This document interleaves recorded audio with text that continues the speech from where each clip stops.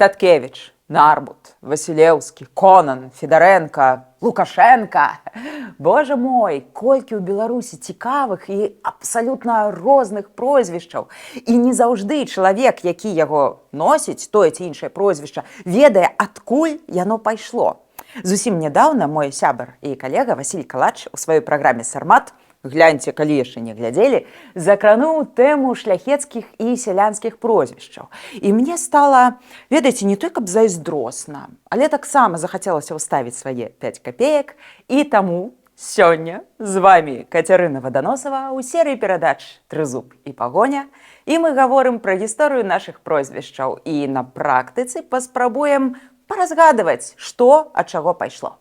Калі вам спадабаецца гэтае відэа, не забывайцеся пра падабаечку і падпіску на наш канал.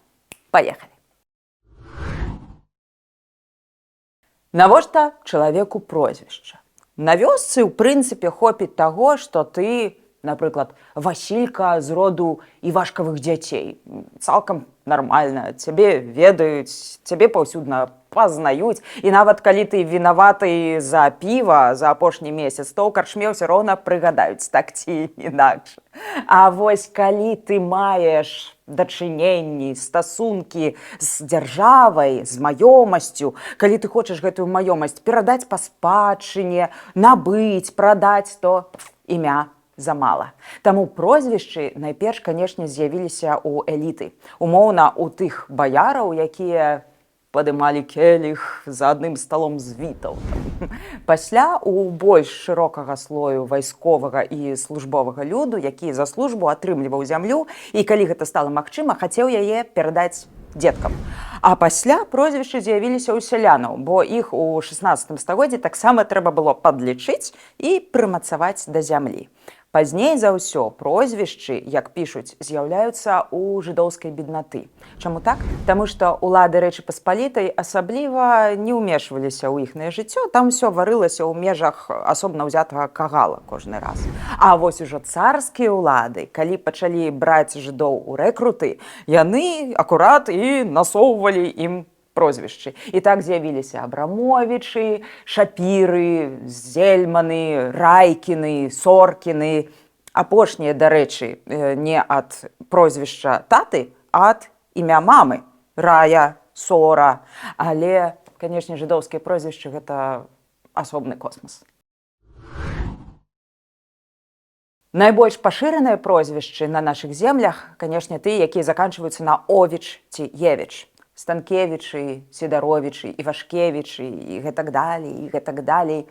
Ад бацькавага імя. Станкевіч, напрыклад, гэта сын Стана, ці Станькі, Станіслава.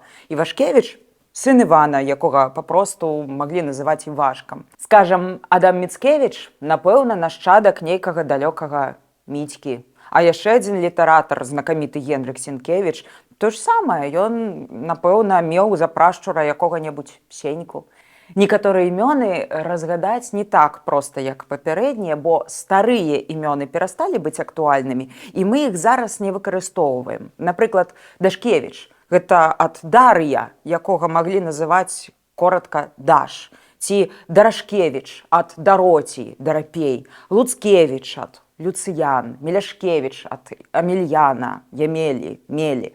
Арестович, тут зразумела, арест. Хведарович, это ад Хведара ці Фёдора. Справа ў тым, што літары F і гука F у славянскіх мовах не існавала. Яго запазычылі з грэцкай мовы. Таму у нас часта F мяняецца на хв. Кананович ад Конана. Можа, канешне, не ад Конана варвара, але ўсё ж такі ад нейкага там Конана.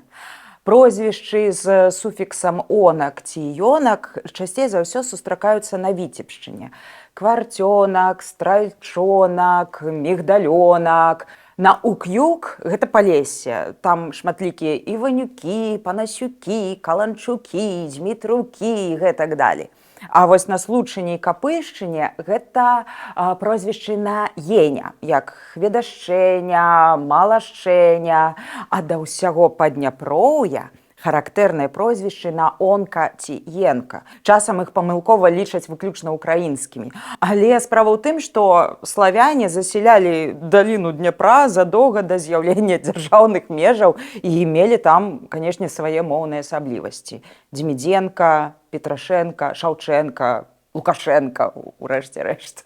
Ён пайшоў не ад цыбулі, не ад лука, так, але ад імя Лукаш ці Лука. Некаторыя прозвішчы сустракаюцца паўсюдна, напрыклад, грыб, качан, капуста альбо саўка. Зноў жа не ад саўка, але ад імя Сава. І вось тут з дапамогай гэтых рэгіянальных суфіксаў мы можам паспрабаваць пагуляцца і ўтварыць нейкія лакальныя варыянты. Напрыклад, Саўка, Саўковіч, Саўчанка, Саўчук, Савёнак, Саўкоў, Савінец, Савеня, Савініч і гэтак далей. Паспрабуйце са сваім прозвішчам так пагуляцца. Вам спадабаецца.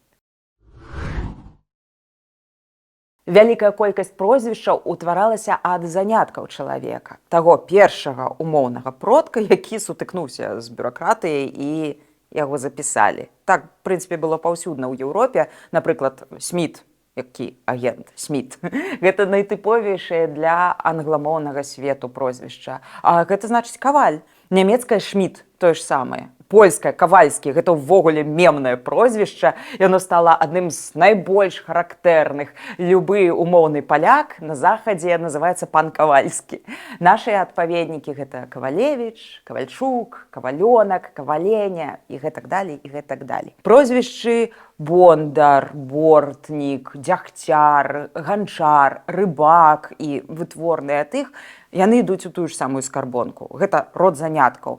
Як і з імёнамі, праблема часам палягае на тым, што некаторыя прафесіі на сённяшні момант ужо забытыя.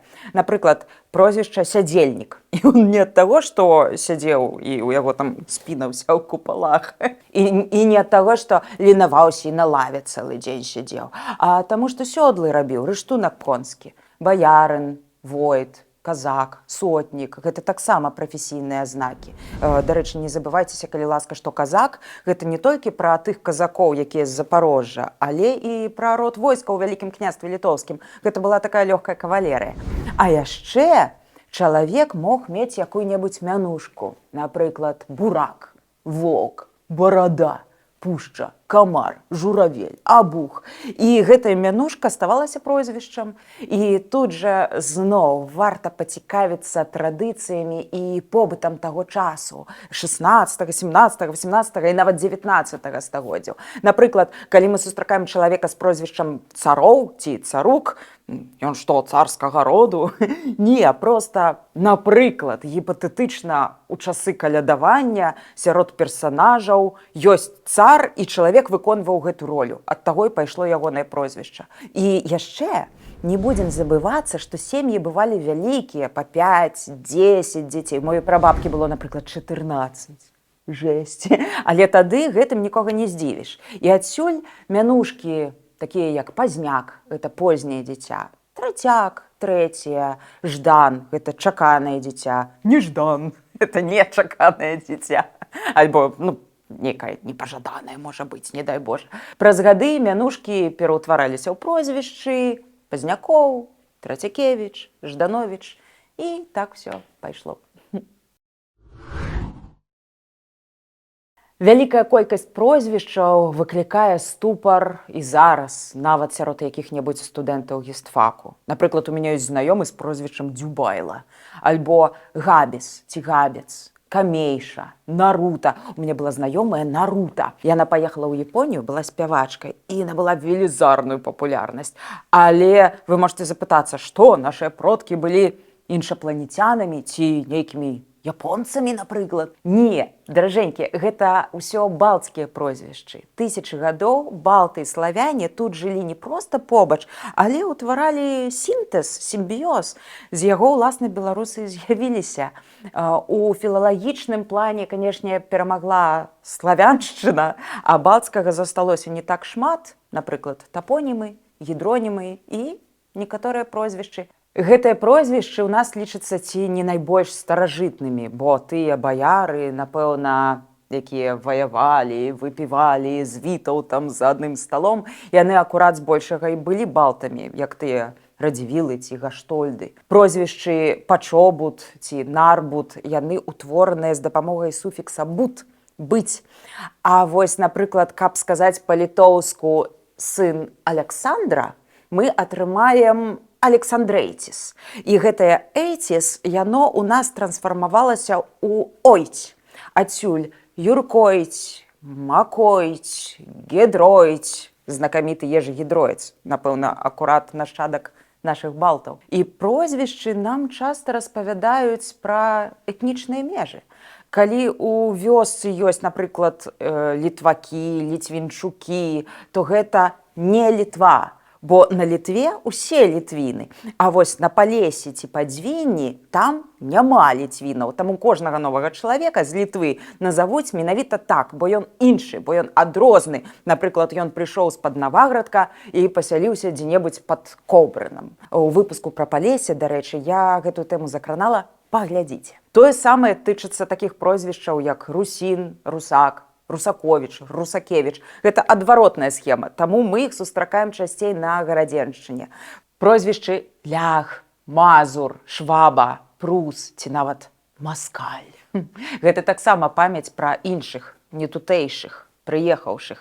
А з вельмі экзатычных, напрыклад, прозвішча Шота. Гэта прывітанне аж ад шатландцаў, якія прывандравалі да нас ажно ў 17 стагоддзі. Апроч прозвішчаў, ад іх яшчэ засталіся маленькія манеткі з выявай дзядоўніка, якія зрэдку можна знайсці на беларускіх палях. Прозвішчы, безумоўна, змяняліся. Шляхецкія прозвішчы ў Рэчы Паспалітай часта паланізаваліся, бо так было прэстыжней. Напрыклад, аўтар мапы полацкага княства часоў Баторыя Станіслаў Пахаловіч пазней стаў Пахалавецкім, а картограф Радзівіла ў 17 стагоддзя Юзаф Нарановіч стаў Наронскім. Таму, калі у вас, напрыклад, прозвішча Васілеўскі ці Бабкоўскі, зусім не абавязкова, што вашыя продкі прыехалі з этнічнай Польшчы. Да 18 стагоддзя яны маглі быць Васілевічамі ці Бабковічамі. Тое ж самае з прозвішчамі на «оў» ці «аў», як у мяне, напрыклад. Гэта ўжо шырокая хваля русіфікацыі 19 і 20 стагоддзяў. Спачатку царская, потым савецкая. Федаровіч? Які ты там Федаровіч? Фёдараў? Цярэшка? Што за такое цярэшка? Церахаў будзеш? Сакалёнак? Сакалёнак будзеш? Сакалоў! Малец? Мальцаў? Ціток, цітоў, тысячы, рэальна тысячы пісараў і рознай масці бюракратаў перапісвалі прозвішчы нашых продкаў на свой капыл, часта без згоды апошніх.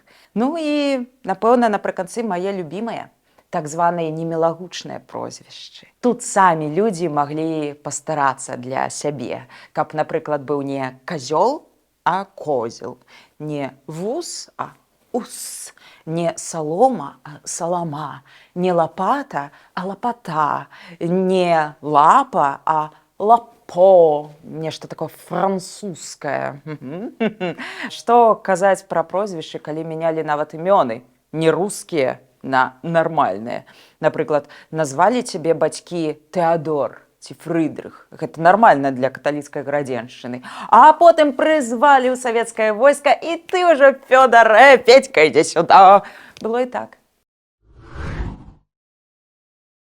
Каб разабрацца ў прозвішчах самому, трэба добра ведаць старыя імёны з каталіцкага праваслаўнага календара, старадаўнія прафесіі, лексікон, а ў ідэале, канешне, яшчэ і балцкія гаворкі. Гэта вельмі складана, але і неймаверна цікава. Тады не толькі свае прозвішчы, але і прозвішчы сяброў, знаёмых, каханкаў можна шчоўкаць, як гарэшкі, здзіўляючы публіку. Паспрабуйце, можа быць, вам гэта спадабаецца. А на сёння надышоў час развітвацца. Будзьма разам з сапраўднай гісторыяй. Будзьма разам з Украінай.